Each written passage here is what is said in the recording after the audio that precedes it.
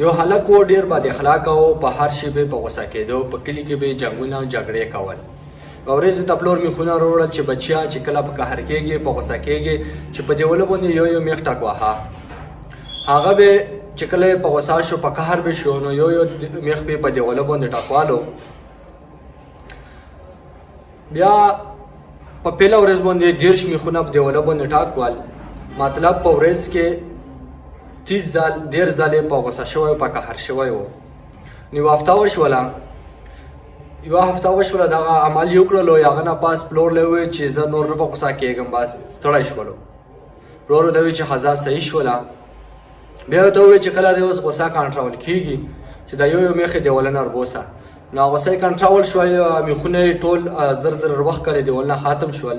بیا یې راوستو، پلور یې زوی دیوله مخامخ ودرولو او ورته ویل چې بچیه ستا غوسه خو ختمه شوه، مګر دیوال اوس هم هغسې سروی دی. نو بچیه د خبرې مطلب مې دا دی، که د چا زړه یو ځل ازور کړي او بیا ترې بخښنه وغواړي، نو د دغې مطلب دا دی چې لکه څنګه د دیوال سروی دی، نو هغه زړه به ماسې سروی.